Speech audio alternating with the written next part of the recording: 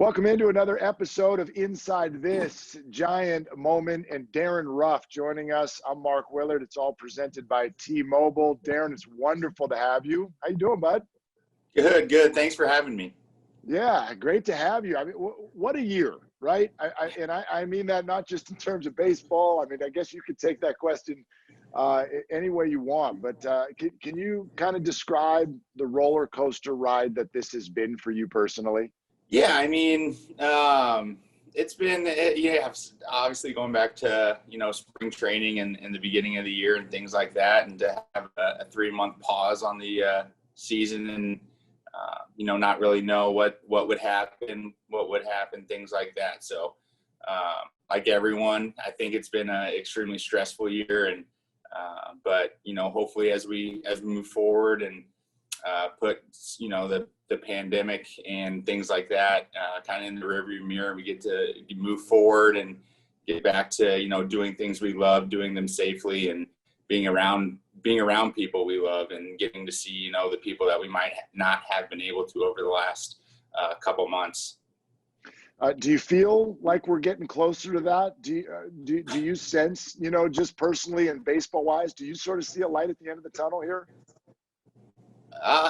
That's kind of the way I am. Always a light at the end of the tunnel type of outlook on things. So, just getting to play baseball, getting some sports back, getting, I think college football going, just, I obviously pay attention to sports and things like that, but, getting kids back into schools, safely, and getting them to play, high school sports, getting them to play football, getting them out and about and doing more activities, things like that. Hopefully, the majority of people can say that, they're able to do more things, and hopefully soon we'll be able to, get back to doing things safely and seeing the people we love anytime we want.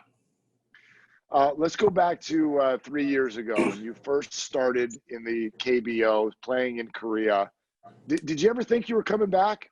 Well, so I hoped I would. I went over there in my first month. I ended up getting sent down to the minor leagues. So most people probably don't realize there's even a minor leagues in Korea, and there are. I didn't know that. Yeah. At that point, yeah. I mean, it was a pretty grim outlook on the rest of my baseball, but luckily I turned things around. Played well the rest of the season, played well 2 more years after that. And so, I was hoping after last year that I would be able to sign a minor league job with someone and, use spring training as a way to show what I can do and help a team out. So I need to hear about this, because didn't you finish like 4th, 5th, or 6th in home runs 3 years ago, but you also spent time in the minors that first year? How did you pull that off? Yeah, I led the league in RBIs too my first season. So I spent about 10 days in the minor leagues, and that was at the end of April. So then I came up the first day of May, and turned things around from there. I'm sure you get this question and have gotten it a million times in your life, but I wonder what first comes to mind when people do ask you. So what is it like to play baseball in the KBO? What is that experience? Yeah, so it's really fun. The atmosphere now is a little bit different. If people get to stay up late or wake up super early in the morning, and depending on your time schedules, but watch some of the games, it doesn't really paint a true picture of what it actually is. I mean, when you can get fans in there and they're screaming and singing, and just to have it's a very party-like atmosphere. So the energy there is unbelievable. Obviously the foreign players kind of stick out a little bit when we're out and about in the cities and things like that. So we get recognized quite often, and the people there are extremely polite. They all want their picture with you, and they all want your autograph, but they do it in a very respectful way. So it's extremely hard to say no to them. I was actually going to ask you about that. So you probably stand out over there. You also put up all kinds of numbers. So what was your star power like there compared to here? Yeah, it was a bit uncomfortable at times. I'm kind of more reserved, and and like to just keep to myself and things like that. But yeah, you know, when we go out, me and my family, I think my son Henry was probably more famous than I was. Even they loved him. He got it down to where in our third year over there, he kind of figured out that if he agreed to take a picture with someone, that they would give him some sort of, you know, gift in exchange. So he'd get candy and things like that. If he agreed to take a picture with people. So he was very smart in that regard. But yeah, they're very respectful and generous people over there. So that was just last year. How old was he then? He was 4. Okay. Yeah, 3.5 going on 4. So we figured it out. He's a sharp one. I like it. Yeah. You know, you mentioned the atmosphere over there too, and there's this constant debate. It's come up again in recent weeks. The Padres seem to be often at the center of it, whether, you know, they're being a little too brash or whatever. But you brought over like the celebration atmosphere over there. Do we need more of that in baseball in America?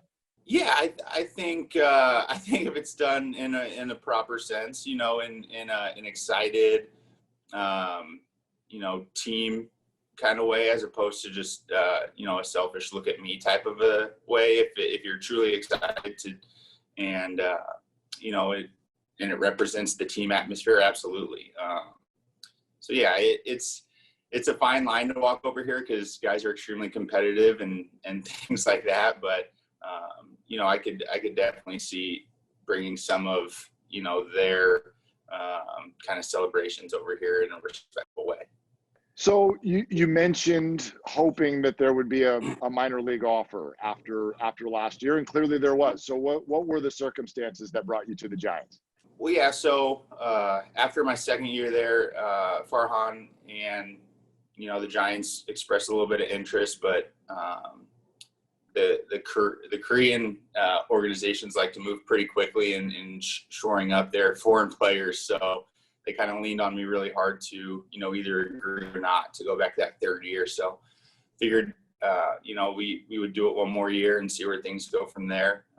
You know, luckily the Giants still had interest after last year, and we were, you know, fortunate enough to make something work here. And you come here for spring training. You're starting to, I can remember it's the first time we had you on the show because you're starting to get some attention. You're hitting a lot of home runs. And then all of a sudden things get shut down. And we don't even know if baseball is going to happen here. It certainly looks for a while like there definitely wasn't. And I know the KBO then starts playing. A lot of us were even watching it, you know, in the middle of the night while you guys are sitting out. So were you watching and kind of keeping an eye on what was going on at that time? Yeah, so early on, definitely, because we had a newborn daughter, so we were getting up, me and my wife, pretty early in the morning. I'd catch probably the, you know, tail end of some of the games on TV. My former team played in the first game that they televised, so I wanted to make sure I caught that.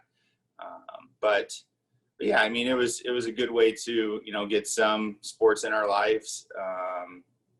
Even, you know, them playing in front of no fans and only catching a little bit of the game. But yeah, getting some of that going.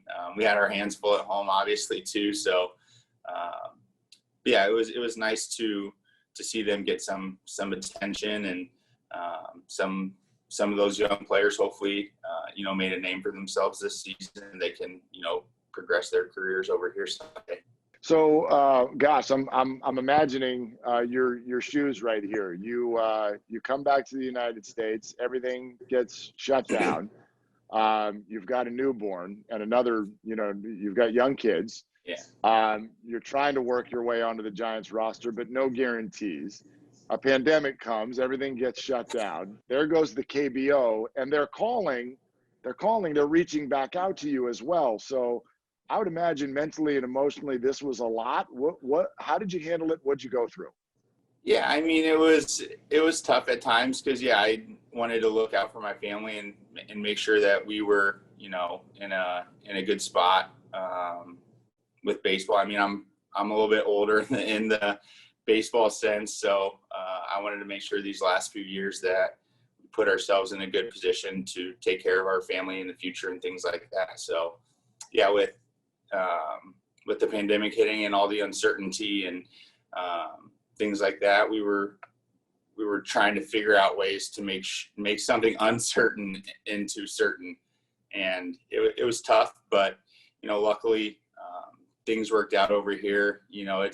It's really hard in the heat of the moment to keep a cool head, and luckily as time passed, everyone collectively figured out a way to get this thing done over here, and I know as players and coaching staff and training staff, we're all very fortunate to be playing right now, and hopefully the fans are enjoying, even though it's a short season, that they are enjoying what we're doing and bringing some kind of normalization into their lives too.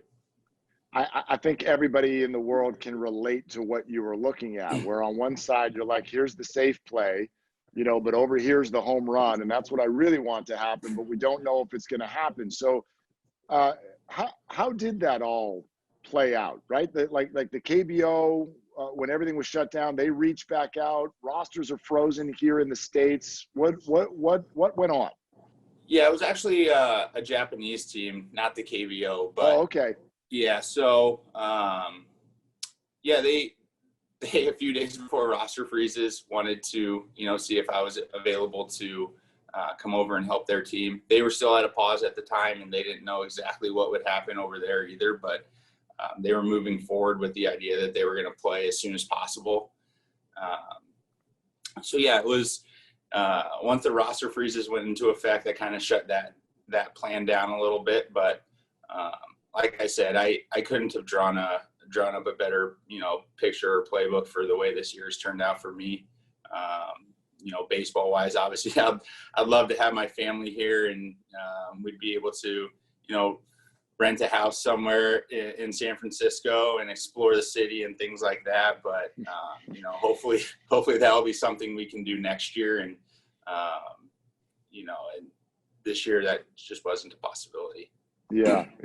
I mean, so as we all know, I mean, it played out perfectly for all sides. I mean, were there moments though where you connected with the Giants to sort of explore the correct thing to do?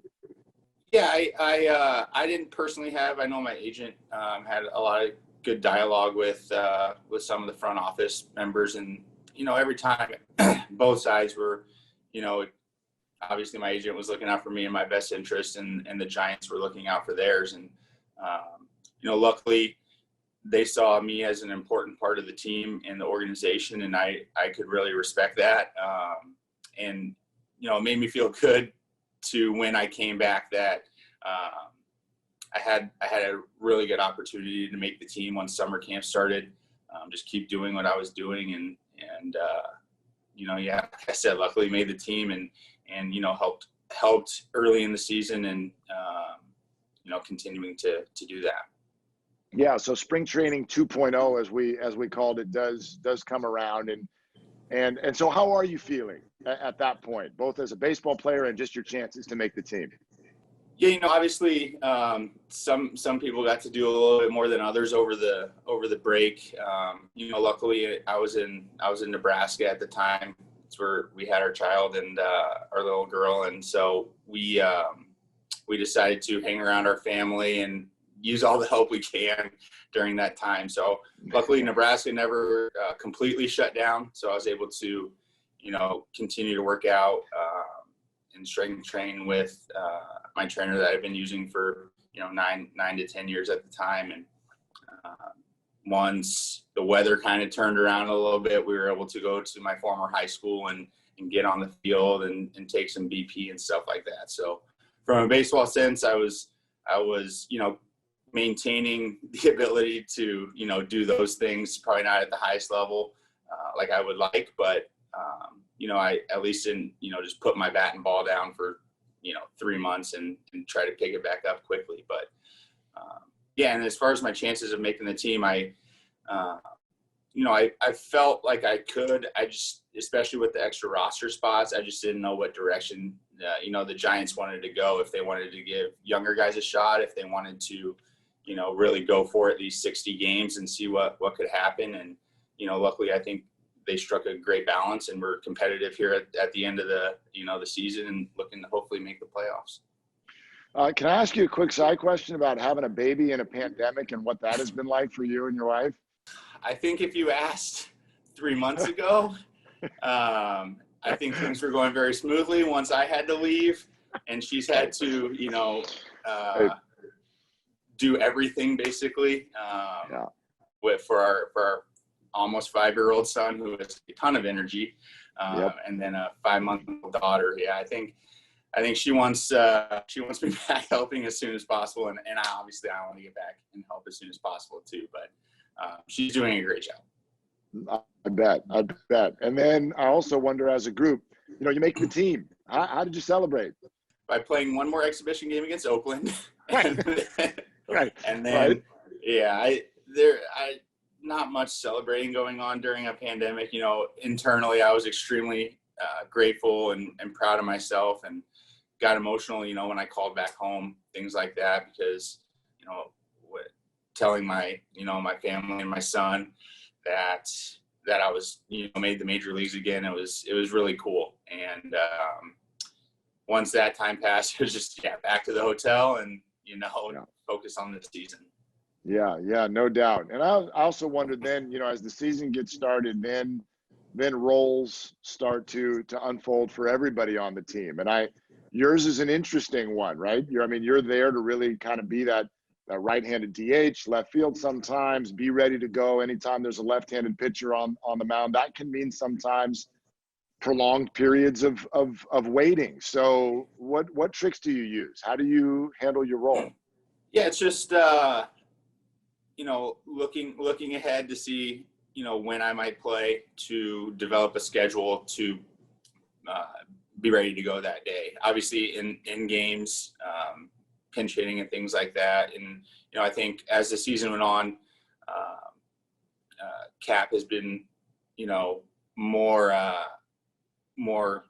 don't know what the right word is, but just easily substitute me and Dickie out pretty regularly throughout the game.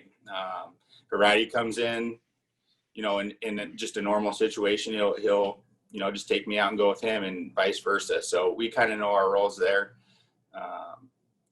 And it's a lot of good dialogue with our hitting instructors as well. And they noticed something maybe 10, 15 games ago and asked if I was willing to kind of change my setup, things like that, to, keep things more consistent. So when I'm not playing every day, I can just minimize some things in my swing and approach and things like that. And it's really helped over the last couple of weeks. That's interesting because the numbers really bear that out. What specifically was it that they found? They wanted to move my hands a little bit higher in my setup. So I didn't have as much movement with my, load and things like that. So they suggested holding my hands a little higher and also just kind of getting my weight back to even, kind of standing taller, things like that. Things that kind of just minimize the move I was making to attack the baseball. And that way I can keep it as consistent as possible, even if I don't get to do it every single day. Yeah, good stuff. You can tell with the team. The staff and the team, like it is a very different hitting experience right now watching this team than it has been for Giants fans the last few years. Yeah, the at-bats you're getting from guys are competitive from the first inning to the ninth inning and from the first hitter to the ninth hitter. There's guys that are, working counts, guys that are driving the baseball, and it's really fun to watch. All right, let's go to a little 3-question set that we call Behind the Mask, okay? These are 3 questions specific to dealing with life in baseball in the middle of what you guys are all dealing with. So the first one is, what is the strangest thing you've experienced through all that is going on with baseball right now? Obviously, the most recent false positive that we just experienced. And, luckily that's all it was. I know we as an organization have been taking this thing extremely seriously. And so I felt really good, obviously, for Alex and all the training staff that have done, above and beyond what they were expected to do to try to keep us all safe, that's what it turned out to be. But yeah, that was pretty strange. Kai came and told me, it's like, hey, you're playing left field today, like 10 minutes before the game started. I'm like, what? And I knew his wife was pregnant too. So I thought that's what was happening. And then when we found out it was a positive, or the false positive test, I was like, well, I'm probably not playing left field because no one's probably playing left field tonight. That's yeah, great. Yeah, luckily that's all it was, and we could get back out there Sunday and play again. Yeah, I mean, I hadn't even thought of that you guys might have gotten the word right away that it was Alex, and so maybe you guys all thought that his wife went into labor. But so can you take us through that 20 minutes? Like, first you're playing left field, then we see everybody grabbing their bats and head into the clubhouse. Yeah. Like, and what were the emotions you all were feeling at the time? Yeah, I mean, mainly confusion. And then we obviously turned our attention to Alex and his family situation and things like that, and we're extremely worried. But we as an organization know that we've done everything we can, and we did the nasal test before the flight, and everyone was negative. And then we got in at 2 a.m. and then did the saliva test literally at like noon or 1 the next day. So we knew something probably went wrong along the way, and we were just hoping and praying that was the case, and luckily it was. Yeah. Wow. Okay, next question. Other than baseball, what activity has gotten you through this time? I bring my PlayStation on the road, so play some video games, watch whatever show I can find that I haven't seen already. But yeah, once PGA 2K1 came out, I've been hitting the links on the PlayStation just to fill that void a little bit. So less real golf and more fake golf. Yeah, much better scores. Better scores. Yeah. I bet. Same here. Yeah. Same here. All right. Last one. What part of the new protocol around baseball would you like to keep forever? Like, as far as gameplay? Yeah, anything. I mean, anything that this year has meant that you actually found that you kind of like. I mean, obviously, personally and selfishly, the DH is a good thing. I think for, I mean, obviously you get your pitchers that want to swing the bat during the game, but I think the majority of them would probably like to just focus on pitching and doing that part of their job. So, and I know as a bench player, it's a lot easier to prepare when there's a DH versus not, because of double switches and things like that. You can really find yourself going in at any point in the game.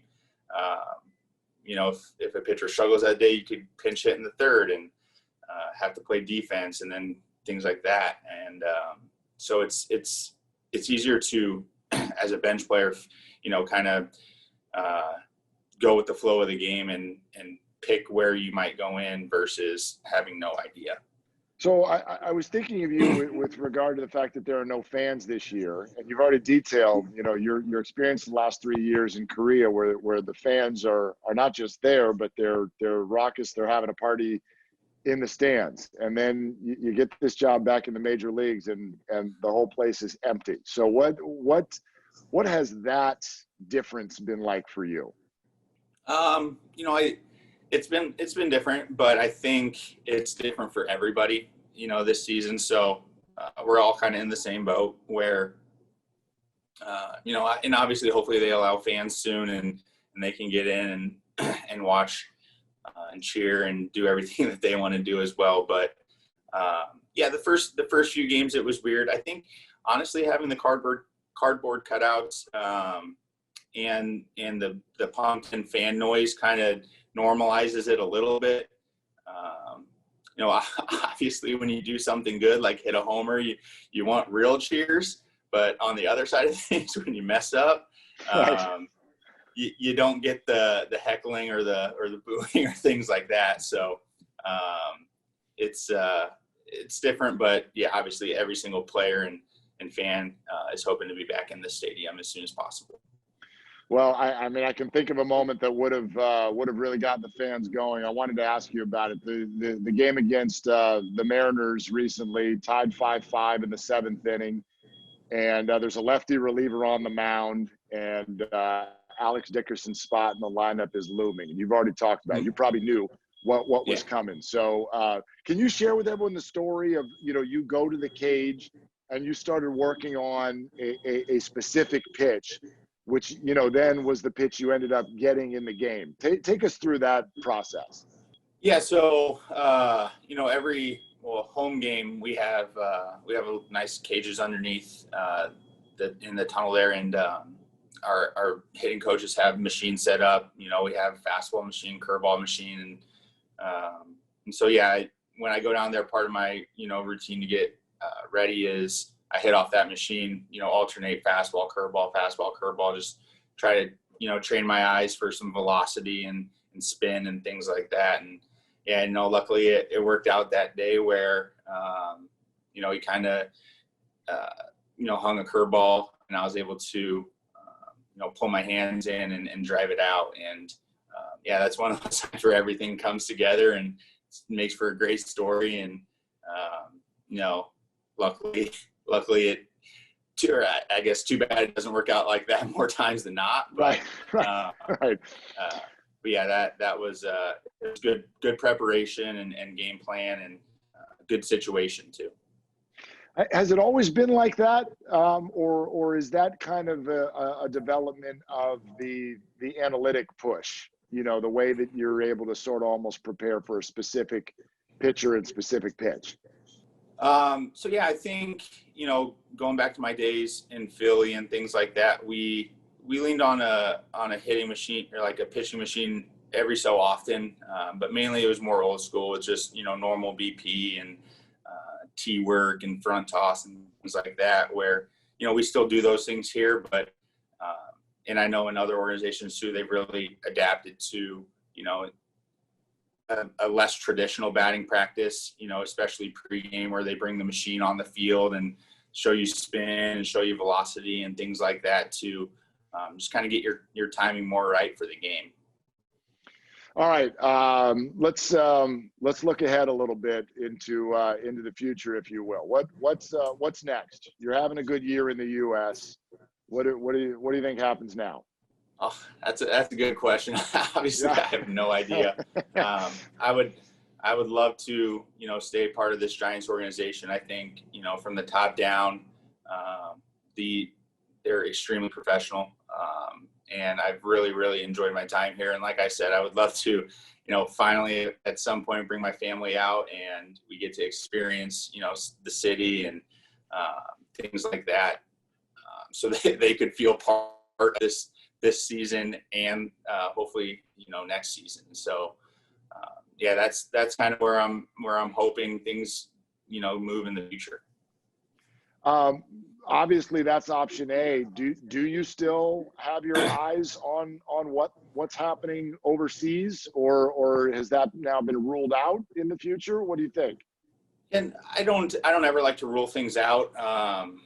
But yeah, I mean, like I said, I'm probably a few years away from, hopefully I get to, determine when that time is. A lot of players don't get to.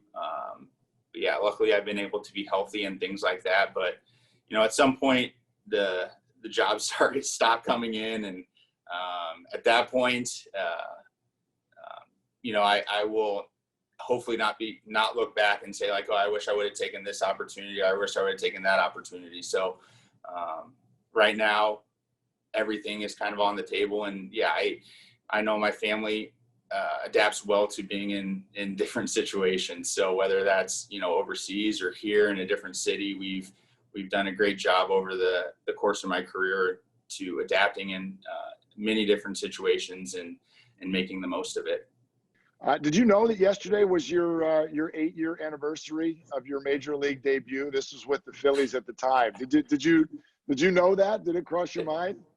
I didn't know that, but I knew it was back in September of 2012 at some point. But yep.